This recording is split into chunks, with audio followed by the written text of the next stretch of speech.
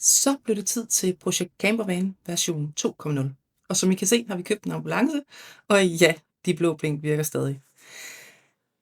Det her, det er udgangspunktet. Den har været brugt som simulationsambulance, så det bærer den selvfølgelig præg af indvendigt.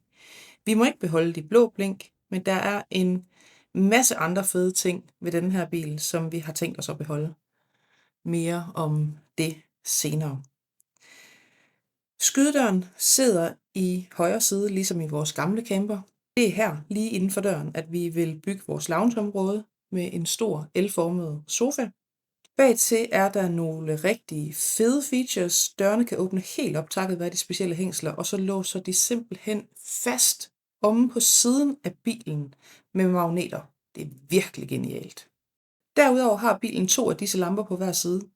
Dem beholder vi selvfølgelig også. Rigtig godt arbejdslys. Sidespejlene er også lidt ud over det sædvanlige, så de får også lov at blive. Vi er fuldkommen forelskede i søgelyset. En ret speciel detalje, som både ser fedt ud og kan blive ganske praktisk. Bagerst i bilen sidder der den her ind- og udsugning med indbygget lys. Den beholder vi, da vores badeværelse skal være dernede. Og til sidst har vi skylightet. Det kommer til at være lige over vores loungeområde og soveområde, så vi kan ligge og kigge op på stjernerne om natten. Vi glæder os helt vildt til at forvandle den her ambulance til vores drømmecamper, og vi håber, I har lyst til at følge med hele vejen.